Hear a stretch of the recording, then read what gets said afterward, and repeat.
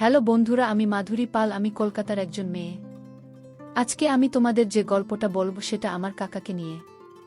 যদিও তিনি আমার আপন কাকা নন, তিনি আমার বাবার ঘনিষ্ঠ বন্ধু।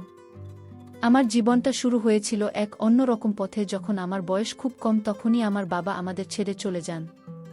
বাবার চলে যাওয়াটা আমাদের পরিবারে একটা বিরাট শূন্যতা তৈরি করেছিল। মা দিশেহারা হয়ে পড়েছিলেন। সেই কঠিন সময়েই মা দ্বিতীয় বিবাহে আবদ্ধ হন। আমার সৎ বাবা শুভম পাল একজন চমৎকার মানুষ ছিলেন। যদিও আমি মায়ের প্রথম স্বামীর সন্তান ছিলাম, তবুও তিনি আমাকে নিজের মেয়ের মতোই ভালোবাসতেন। তার এই ভালোবাসা আমার জীবনে একটা দারুণ স্বস্তি এনেছিল। আমরা শহরে এক সাধারণ জীবনযাপন করতাম। বাবা ফেরিওয়ালা ছিলেন। সকালে বের হয়ে সারাদিন ফেরি করে রাতে বাড়ি ফিরতেন। আর মা ছিলেন গৃহিণী, সংসার সামলাতেন। এইভাবেই চলছিল আমাদের ছোট্ট সংসার। আমার বাবার একজন ঘনিষ্ঠ বন্ধু ছিলেন যাকে আমরা কাকা বলে ডাকতাম। তার নাম শশাঙ্ক মুখার্জি। তিনি আমাদের পরিবারের একজন অবিচ্ছেদ্য অংশ হয়ে উঠেছিলেন। তিনি আমাকে নিজের মেয়ের মতোই ভালোবাসতেন এবং যখনই আমার কিছু প্রয়োজন হতো তখনই তিনি সেটা এনে দিতেন। নতুন জামা, পছন্দের খাবার, এমনকি পড়াশোনার জিনিসপত্র, কাকা সব সময় আমার পাশে থাকতেন। তারই উদারতা আর স্নেহ দেখে আমি মুগ্ধ হয়ে যেতাম। আমার মায়ের সাথেও তার বেশ ভালো খাতির ছিল। তারা প্রায়ই দীর্ঘক্ষণ ধরে গল্প করতেন, যেন অনেক দিনের পরিচিত বন্ধু। কাকার উপস্থিতি আমাদের বাড়িতে একটা স্বস্তির পরিবেশ তৈরি করত। কাকা ছিলেন একজন সরকারি ছোটখাটো চাকরিজীবী। প্রতিদিন অফিসের কাজ শেষ করে তিনি আমাদের বাড়িতে আসতেন। মা আর তিনি মিলে চা খেতে খেতে গল্প করতেন। তাদের গল্পের বিষয়বস্তু থাকত সমাজের নানা দিক, পুরনো দিনের স্মৃতি আর আমাদের পরিবারের সুখ দুঃখের কথা। মাঝে মধ্যে কাকা আমাকেও তার কাছে ডেকে নিতেন। নানা ধরনের প্রশ্ন করতেন, যেমন পড়াশোনা কেমন চলছে, কোনো বিষয় ভালো লাগে, ভবিষ্যতে কি হতে চাও ইত্যাদি। তার প্রশ্নগুলোতে সব সময় একটা আন্তরিকতা থাকত। মনে হতো যেন তিনি সত্যিই আমার ভালো চান। আমি কখনো এসব প্রশ্ন নিয়ে গভীরভাবে ভাবিনি, কারণ তিনি আমাদের পরিবারের একজন শ্রদ্ধেয় ব্যক্তি ছিলেন। সবকিছুই ঠিকঠাক চলছিল। আমি ধীরে ধীরে বড় হচ্ছিলাম। সময়ের সাথে সাথে আমার শারীরিক আর মানসিক পরিবর্তন আসছিল। কৈশোরের দোরগোড়ায় এসে আমি নিজেকে আরও ভালোভাবে চিনতে পারছিলাম। ঠিক তখনই আমি অনুভব করতে শুরু করলাম যে কাকার দৃষ্টিতে যেন একটা সূক্ষ্ম পরিবর্তন আসছে। প্রথম দিকে আমি বিষয়টা তেমন গুরুত্ব দিইনি। ভেবেছিলাম হয়তো ভুল বুঝছি, কিন্তু সময়ের সাথে সাথে এই অনুভূতিটা আরও জোরালো হতে লাগল। তার কথা বলার ধরন, আমাকে দেখার ভঙ্গি, সব কিছুতেই যেন একটা অন্যরকম ইঙ্গিত ছিল যা আমি তখন পুরোপুরি বুঝতে পারছিলাম না। কাকা প্রায়ই আমার সাথে গল্প করার সুযোগ খুঁজতেন। যখনই দেখতেন আমি একা আছি তখনই তিনি আমার কাছে এসে বসতেন আর নানা বিষয়ে কথা বলতে শুরু করতেন। কখনো পড়াশোনা নিয়ে, কখনো ভবিষ্যতের পরিকল্পনা নিয়ে, আবার কখনো বা আমার পছন্দের বিষয়গুলো নিয়ে। তার কথায় এক ধরনের গভীরতা থাকত যা আমাকে ভাবিয়ে চলত। তিনি প্রায়ই আমাকে নিয়ে বিভিন্ন জায়গায় ঘুরতে যাওয়ার প্রস্তাব দিতেন। কখনো বলতেন, মাধুরী চলো তোমাকে একটা ভালো বইয়ের দোকানে নিয়ে যাই। আবার কখনো বা চলো মার্কেটে যাই, তোমার কিছু পছন্দের জিনিস কিনে দেব। তারই প্রস্তাবগুলো শুনে আমি কিছুটা অবাক হলেও বাবার বন্ধু হিসেবে তার এই আগ্রহকে স্বাভাবিক মনে করতাম।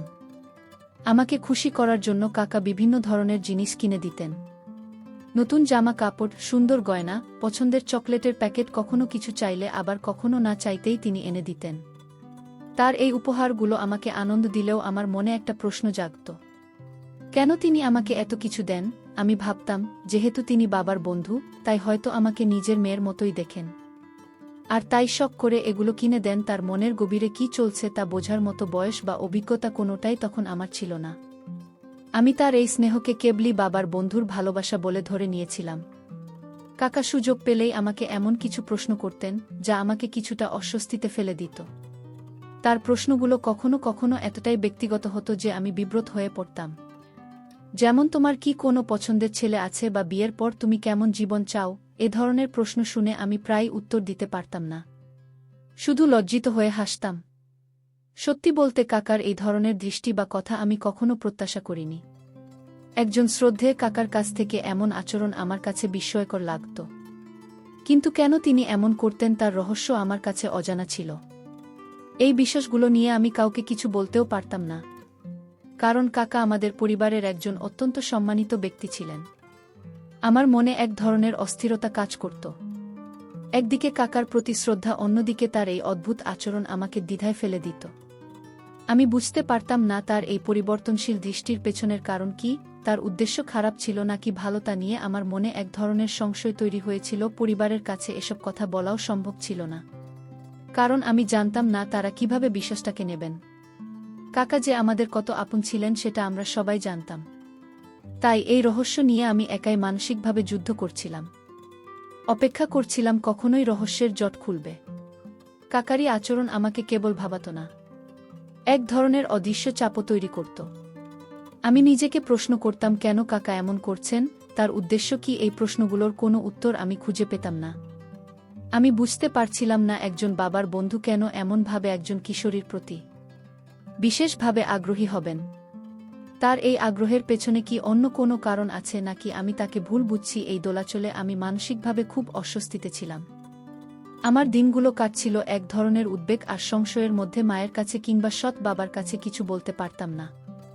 তারা কাকার প্রতি এত শ্রদ্ধাশীল ছিলেন যে আমার এই অনুভূতিগুলো বললে তারা কিভাবে নেবেন তা নিয়ে আমি নিশ্চিত ছিলাম না। হয়তো তারা আমাকেই ভুল বুঝবেন বা ভাববেন আমি বেশি বাড়াবাড়ি করছি।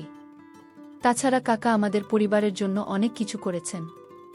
বিপদের সময় সবসময় পাশে দাঁড়িয়েছেন। এমন একজন মানুষের বিরুদ্ধে কিছু বলার কথা ভাবতেই আমার অপরাধবোধ হতো।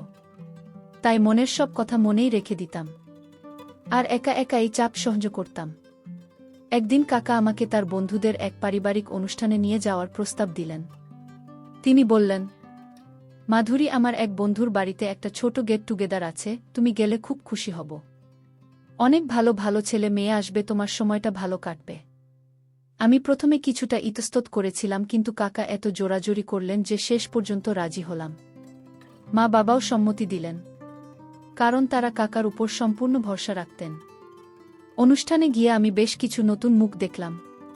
কাকা আমাকে সবার সাথে পরিচয় করিয়ে দিলেন।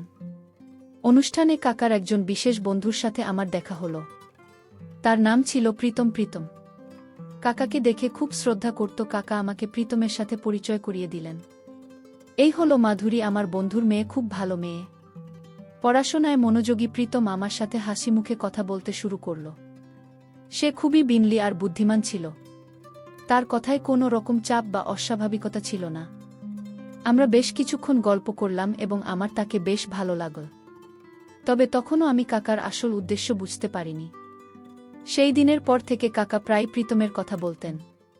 তিনি বলতেন, প্রীতম খুব ভালো ছেলে, ওর বাবা মা নেই, কিন্তু নিজের চেষ্টায় অনেক বড় হয়েছে। ওর একটা ভালো মনের মানুষ দরকার যে ওর জীবনকে আলোকিত করতে পারবে। কাকার মুখে প্রীতমের প্রশংসা শুনে আমি অবাক হতাম। কেন কাকা হঠাৎ করে প্রীতমের কথা এত বলছেন তা আমার বোধগম্য ছিল না। এই বিষয়টা আমার মনে নতুন এক রহস্যের জন্ম দিল। কাকার এই নতুন ধরনের আলোচনা আমার মধ্যে আরও সংশয় তৈরি করল। আমি অনুভব করতে লাগলাম যে কাকা আমাকে প্রীতমের সাথে আরও বেশি করে মেশানোর চেষ্টা করছেন। কখনো বলতেন, মাধুরী, প্রীতমের সাথে তোমার পড়াশোনা নিয়ে আলোচনা করতে পারো, ও খুব বুদ্ধিমান, তোমার অনেক সাহায্য করতে পারবে। আবার কখনো বা প্রীতমকে আমাদের বাড়িতে আসতে উৎসাহিত করতেন যাতে আমরা একে অপরের সাথে পরিচিত হতে পারি। কাকার এই ধরনের কৌশল দেখে আমি কিছুটা বিব্রত বোধ করতাম। তবে তার উদ্দেশ্য কি তা নিয়ে আমার মনে তখনও স্পষ্ট ধারণা ছিল না। মাঝে মাঝে আমার মনে হতো কাকা হয়তো আমার ভবিষ্যৎ জীবন নিয়ে কিছু ভাবছেন, কিন্তু তিনি সরাসরি কিছু বলতেন না। তার প্রতিটি কথা আর আচরণ যেন একটা নির্দিষ্ট লক্ষ্যের দিকে ইঙ্গিত করত। আমি বুঝতে পারছিলাম না এই লক্ষ্যটা কি। কাকা সব সময় আমাকে জিজ্ঞেস করতেন, তোমার কেমন ছেলে পছন্দ, তোমার জীবনে কেমন জীবন সঙ্গী চাও? এই প্রশ্নগুলো শুনে আমি আরও বেশি বিভ্রান্ত হতাম। আমার মনে হতো কাকা যেন আমাকে কোনো কিছুর জন্য প্রস্তুত করছেন, কিন্তু কিসের জন্য তা আমি জানতাম না। এভাবেই দিন কাটছিল। আমার মনের মধ্যে কাকার আচরণ নিয়ে অনেক প্রশ্ন আর সন্দেহ ঘুরপাকার ছিল। আমি আশা করছিলাম যে একদিন না একদিন এই রহস্যের জট খুলবে। আমার মনে একটা অদম্য কৌতূহল ছিল কাকারে অদ্ভুত আচরণের পেছনের কারণ জানতে। আমি অপেক্ষা করছিলাম সেই দিনের জন্য যেদিন সব সত্যি আমার সামনে উন্মোচিত হবে। কাকার এই আচরণগুলো আমাকে ক্রমশ এক গভীর ভাবনার জগতে ঠেলে দিচ্ছিল। আমি দিন রাত শুধু এটাই ভাবতাম, কাকা কেন এমন করছেন? তার উদ্দেশ্য যদি খারাপ না হয় তাহলে কেন তিনি এমন সব প্রশ্ন করছেন যা আমাকে বিব্রত করছে? এই ভাবনাগুলো আমার দৈনন্দিন জীবনকেও প্রভাবিত করতে শুরু করেছিল। পড়াশোনায় মন বসাতে পারতাম না। বন্ধুদের সাথে গল্প করার সময়ও আমার মাথায় কাকার কথা ঘুরপাক খেত। আমার ভেতরের এই অস্থিরতা কাউকে বোঝাতে পারছিলাম না। মায়ের কাছে কিংবা সৎ বাবার কাছে কিছু বলতে পারতাম না। তারা কাকার প্রতি এত শ্রদ্ধাশীল ছিলেন যে আমার এই অনুভূতিগুলো বললে তারা কিভাবে নেবেন আমি নিশ্চিত ছিলাম না। হয়তো তারা আমাকেই ভুল বুঝবেন বা ভাববেন আমি বেশি বাড়াবাড়ি করছি। তাছাড়া কাকা আমাদের পরিবারের জন্য অনেক কিছু করেছেন। বিপদের সময় সবসময় পাশে দাঁড়িয়েছেন। এমন একজন মানুষের বিরুদ্ধে কিছু বলার কথা ভাবতেই আমার অপরাধবোধ হতো। তাই মনের সব কথা মনেই রেখে দিতাম আর একা একা এই চাপ সহ্য করতাম। একদিন কাকা আমাকে নিয়ে একটি স্থানীয় মেলায় গেলেন। মেলাতে অনেক ভিড় ছিল আর নানা ধরনের জিনিসপত্র বিক্রি হচ্ছিল। কাকা আমাকে বললেন, মাধুরী, তোমার যা পছন্দ হয় তুমি আমাকে বলো, আমি তোমাকে কিনে দেব। আমি ইতস্তত করছিলাম, কারণ এমনিতেই তিনি আমাকে অনেক কিছু কিনে দিতেন, কিন্তু প্রায় আমি কিছু পুতুলের চুড়ি পছন্দ করলাম। কাকা হাসি মুখে সেগুলো কিনে দিলেন। সেই দিনটা আমার ভালোই কাটছিল।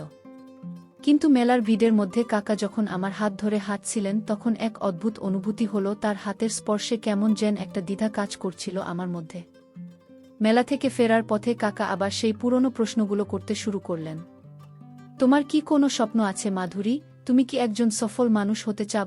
তার প্রশ্নগুলো শুনতে নিরীহ মনে হলেও তার চোখ আমার দিকে ভিন্নভাবে তাকিয়েছিল। আমি তার চোখে এক ধরনের অনুসন্ধিৎসু দৃষ্টি দেখতে পেতাম যা আমাকে অস্বস্তিতে ফেলত। আমি শুধু সংক্ষিপ্ত উত্তর দিতাম, কারণ এর বেশি কিছু বলার মতো সাহস বা ইচ্ছা আমার ছিল না। আমার মনে হতো তিনি প্রতিটি উত্তর বিশ্লেষণ করছেন। একদিন আমাদের বাড়িতে এক আত্মীয় এসেছিলেন। তার সামনেই কাকা আমার প্রশংসা করে বললেন, মাধুরী খুব শান্ত মেয়ে, পড়াশোনায়ও ভালো আর ওর স্বভাবও খুব ভালো। কাকার মুখে নিজের প্রশংসা শুনে আমি একদিকে যেমন খুশি হয়েছিলাম তেমনি অন্যদিকে কিছুটা বিব্রত হয়েছিলাম। সবার সামনে কাকার এই ধরনের কথা বলা আমাকে আরও বেশি সন্দিহান করে তুলছিল। আমার মনে প্রশ্ন জাগত, কেন তিনি আমাকে এত প্রচার করছেন? এর পেছনে কি কোনো বিশেষ কারণ আছে? আমি বুঝতে পারছিলাম না কাকা কি আসলেই আমাকে একজন ভালো মেয়ে হিসেবে দেখছেন, নাকি এর পেছনে অন্য কোনো পরিকল্পনা রয়েছে। তার প্রতিটি পদক্ষেপ, প্রতিটি কথা যেন এক জটিল ধাঁধার মতো ছিল। আমি এই ধাঁধার সমাধান করতে পারছিলাম না, আর এই অনিশ্চয়তা আমাকে আরও বেশি মানসিকভাবে ক্লান্ত করে তুলছিল। আমি শুধু আশা করতাম একদিনেই সব রহস্যের জট খুলবে এবং আমি জানতে পারব কাকার আসল উদ্দেশ্য কি। এভাবেই আরও কিছুদিন কেটে গেল। কাকার আচরণে কোনো পরিবর্তন আসছিল না। তিনি আগের মতোই আমাদের বাড়িতে আসতেন, মায়ের সাথে গল্প করতেন আর আমাকে নিয়ে নানা কথা বলতেন। তার প্রতিটি কথার দৃষ্টি আমাকে আরও বেশি ভাবতে বাধ্য করত। আমি নিজেকে বোঝানোর চেষ্টা করতাম যে তিনি হয়তো শুধুই স্নেহবশত এমন করছেন, কিন্তু আমার অবচেতন মন যেন বারবার আমাকে সতর্ক করে দিচ্ছিল। এই দ্বন্দ্ব আমাকে মানসিকভাবে খুব ক্লান্ত করে তুলেছিল। একদিন কাকা আমাকে তার এক পুরনো পারিবারিক ছবিতে দেখালেন। ছবিতে ছিল তার পরিবারের, যেখানে তার কিছু আত্মীয় স্বজনের ছবিও ছিল। তিনি একে একে সবার পরিচয় দিচ্ছিলেন। ছবি দেখাতে দেখাতে তিনি এক পর্যায়ে বললেন, মাধুরী, আমার এক বন্ধুর ছেলে আছে, দীপ্তেন্দু, সেও এই ছবিতে আছে। ওর বাবা মা কেউ নেই, আমি ওর দেখাশোনা করি। ছেলেটা নিজের চেষ্টায় অনেক বড় হয়েছে, প্রতিষ্ঠিত ব্যবসায়ী। কাকার মুখে দীপ্তেন্দুর কোর সংসার শুনে আমার মনে আবারও সেই পুরনো প্রশ্নটা জাগল, কেন তিনি হঠাৎ দীপ্তেন্দুর কথা এত বলছেন। এরপর থেকে কাকা দীপ্তেন্দুর বিষয়ে আরও বেশি করে কথা বলতে শুরু করলেন। তিনি প্রায় বলতেন, দীপ্তেন্দু খুব ভালো ছেলে, ওর মতো ছেলে পাওয়া আজকাল খুব কঠিন। ও দেখতেও যেমন ভালো তেমনি ওর মনটাও খুব সুন্দর। কাকার এই ধরনের কথা শুনে আমি আরও বেশি অবাক হতাম। মনে হতো তিনি যেন দীপ্তেন্দ্র গুণগান করার জন্য একটা সুযোগ খুলছেন। আমি তখনও তারা আসল উদ্দেশ্য বুঝতে পারছিলাম না, কিন্তু আমার মনে একটা ধারণা জন্ম নিচ্ছিল যে এর পেছনে নিশ্চয়ই কোনো কারণ আছে। কাকা কখনো সরাসরি আমাকে দীপ্তেন্দ্র সাথে পরিচয় প্রস্তাব দিতেন না, কিন্তু তার কথায় এমন একটা ইঙ্গিত থাকত যেন তিনি চাইছেন আমরা কাছাকাছি আসি। তিনি বলতেন, দীপ্তেন্দু আমার কাছে প্রায়ই আসে, ওর যখনই কোনো সমস্যা হয় আমার কাছে আসে পরামর্শের জন্য। তার এই কথাগুলো শুনে আমার মনে হতো হয়তো কাকা চাইছেন দীপ্তেন্দু আমাদের বাড়িতে আসুক আর তার সাথে আমার দেখা হোক। এই চিন্তাটা আমার মনে একটা নতুন ধরনের উত্তেজনা আর কৌতূহল তৈরি করেছিল। আমার মনে হলো কাকা হয়তো আমার ভবিষ্যৎ জীবন নিয়ে কিছু ভাবছেন। তিনি হয়তো চান আমি এমন একজনকে জীবনসঙ্গী হিসেবে পাই যে আমাকে সুখে রাখবে। কিন্তু তিনি কেন সরাসরি এই বিষয়ে কথা বলছেন না তা আমার কাছে স্পষ্ট ছিল না। হয়তো তিনি চাইছিলেন আমি নিজেই দীপ্তেন্দুকে পছন্দ করি, এবং তার এই কৌশলের উদ্দেশ্য ছিল আমাকে দীপ্তেন্দ্র প্রতি আগ্রহী করে তোলা। এই সম্ভাবনাটা আমার মনে একটা নতুন দিগন্ত খুলে দিল, যদিও আমি তখনও পুরোপুরি নিশ্চিত ছিলাম না। কাকার এই ধরনের কার্যকলাপ আমাকে ভাবিয়ে তুলেছিল। আমি তার মনের গভীরে উদ্দেশ্য জানতে উদ্গ্রীব ছিলাম। যদি সত্যিই তিনি আমার ভালো চান এবং আমার জন্য একটি ভালো জীবনসঙ্গী খুঁজতে সাহায্য করছেন, তাহলে তার এই কৌশল আমাকে অবাক করত। কারণ একজন মানুষ যদি সত্যিই কারো ভালো চায় তবে সে সাধারণত সরাসরি কথা বলে। কিন্তু কাকা কেন এত ঘুরিয়ে কথা বলছিলেন তা আমার কাছে ছিল এক বিরাট রহস্য। আমার মনে একটা অদ্ভুত মিশ্র অনুভূতি কাজ করছিল। একদিকে যেমন কাকার প্রতি আমার নেতিবাচক ধারণার একটা ইতিবাচক মোড় নেওয়ার সম্ভাবনা দেখছিলাম, তেমনি অন্যদিকে তার এই লুকোচুরি আমাকে কিছুটা হতাশও করছে।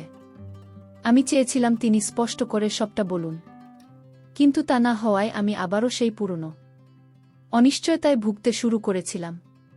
এই অপেক্ষার সময়টা আমার কাছে খুবই দীর্ঘ মনে হচ্ছিল। আমি মনে মনে সিদ্ধান্ত নিলাম যদি কাকা আরও বেশি করে দীপ্তেন্দ্র কথা বলেন, তাহলে আমি নিজেই একদিন সাহস করে তাকে জিজ্ঞেস করব যে তিনি আসলে চান। এই সিদ্ধান্তটা আমাকে কিছুটা স্বস্তি দিল।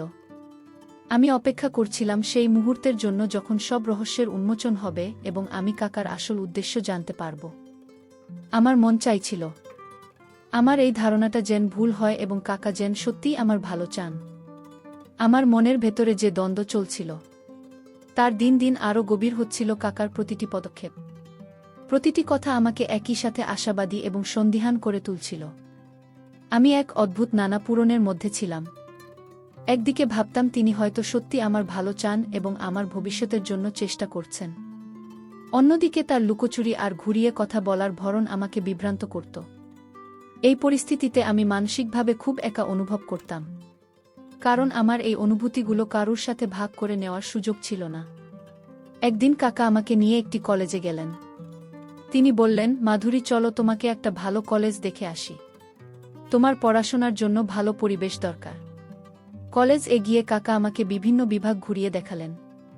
তিনি শিক্ষকদের সাথে কথা বললেন এবং আমাকে বিভিন্ন বিষয়ে প্রশ্ন করতে উৎসাহিত করলেন। কলেজে পরিবেশটা আমার খুব ভালো লেগেছিল, কিন্তু সেখানেও কাকা দীপ্তেন্দ্র প্রসঙ্গ টানলেন।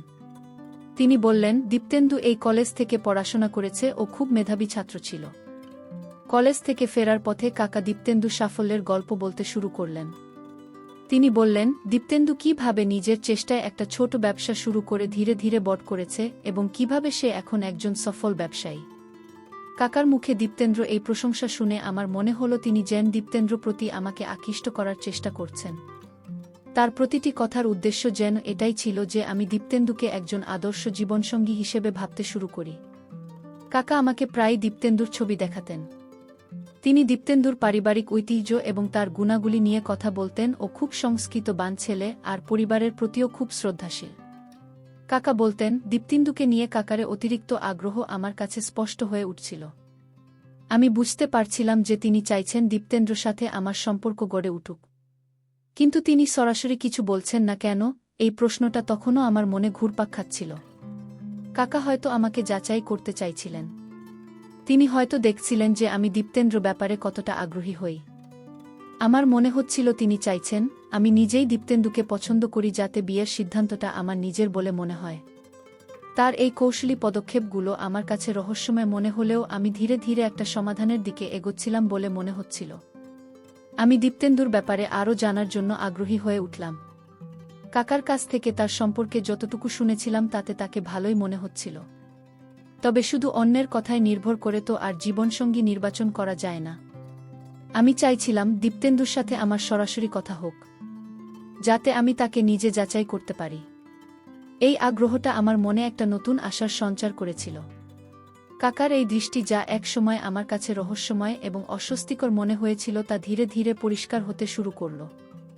আমি বুঝতে পারছিলাম যে তার উদ্দেশ্য হয়তো খারাপ ছিল না।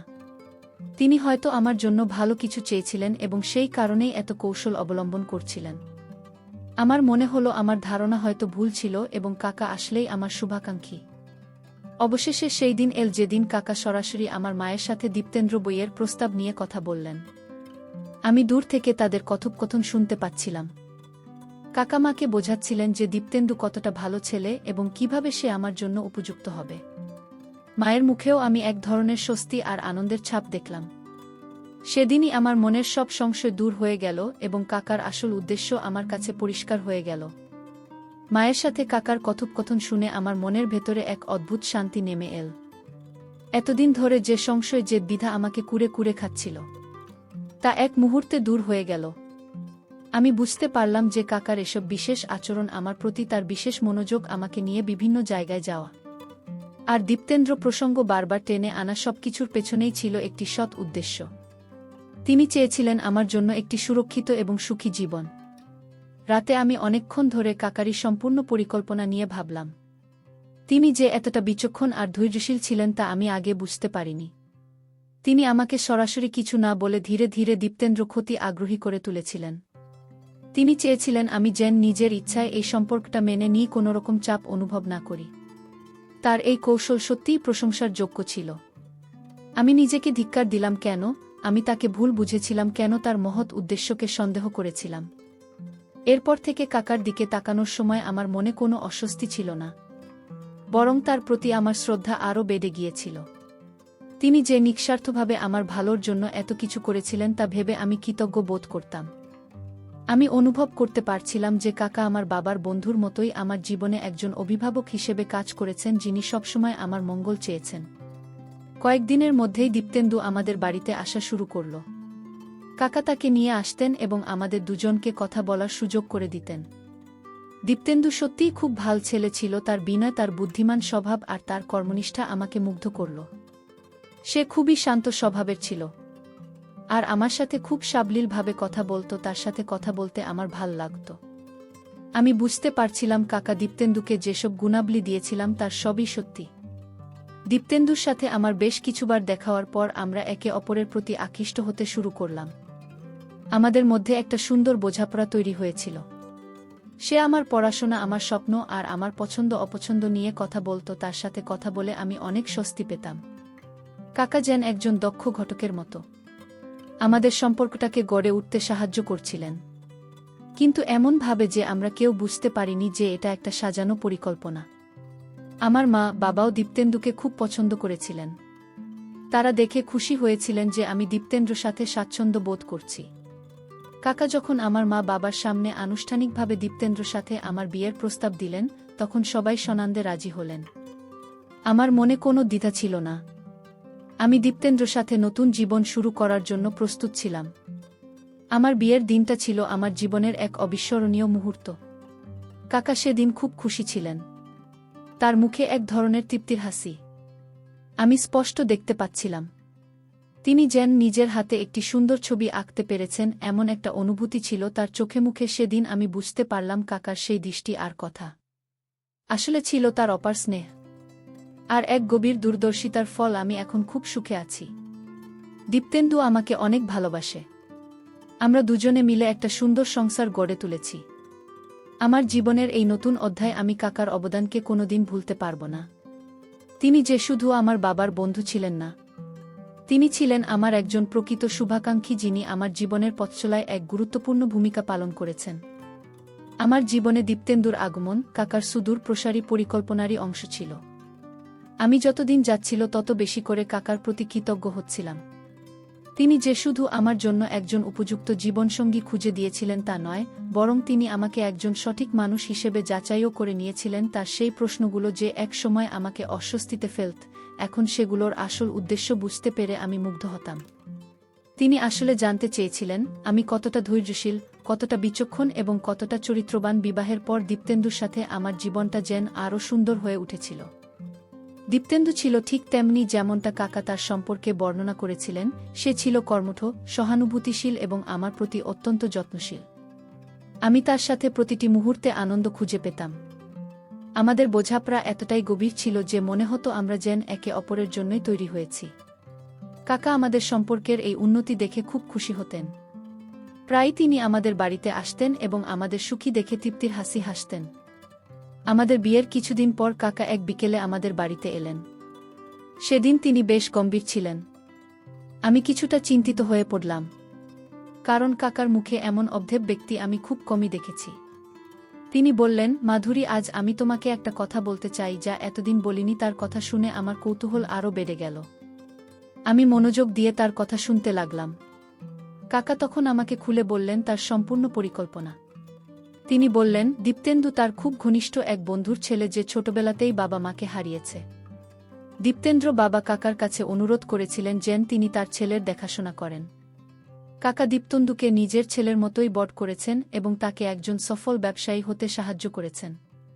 কিন্তু কাকার মনে একটা চিন্তা ছিল, দীপ্তেন্দ্রর জন্য এমন একজন জীবনসঙ্গী খুঁজে বার করা যে তার সংসারকে আলোকিত করতে পারবে, তাকে ভালোবাসা আর যত্নে ভরিয়ে দেবে। কাকা বললেন, আমি জানতাম তুমি খুব ভালো মেয়ে মাধুরী। তোমার বাবার ঘনিষ্ঠ বন্ধু হিসেবে আমি তোমাকে ছোটবেলা থেকেই দেখেছি। কিন্তু দীপ্তেন্দ্র জীবনটা যেহেতু অনেক কঠিন ছিল, তাই আমি চেয়েছিলাম এমন একজন মেয়েকে ওর জীবনসঙ্গী হিসেবে দিতে যে সব দিক থেকে যোগ্য হবে। আমি তোমাকে বিভিন্ন পরিস্থিতিতে যাচাই করছিলাম। তোমার ধৈর্য, তোমার বুদ্ধি আর তোমার চরিত্র কেমন তা বোঝার চেষ্টা করছিলাম। কাকার এই কথা শুনে আমি বিস্ময় হতবাক হয়ে গেলাম। এতদিন ধরে আমি যা ভেবেছিলাম তার সবটাই ভুল প্রমাণিত হল। আমি বুঝতে পারলাম কাকার সেই বিশেষ দৃষ্টি বা ব্যক্তিগত প্রশ্ন আসলে আমারই দেখা ছিল। তিনি আমার গুণাবলী যাচাই করছিলেন যাতে তিনি নিশ্চিত হতে পারেন যে আমি দীপ্তেন্দ্রর জন্যে সঠিক মেয়ে কিনা। তার এই দূরদর্শিতা আর বিচক্ষণতা আমাকে সত্যিই মুগ্ধ করল। কাকা আরও বললেন, আমি চাইনি তোমরা কেউ বুঝতে পারো যে এটা একটা সাজানো পরিকল্পনা। কারণ আমি চেয়েছিলাম তোমাদের সম্পর্কটা স্বাভাবিকভাবে গড়ে উঠুক, যাতে তোমরা একে অপরের প্রতি আকৃষ্ট হও।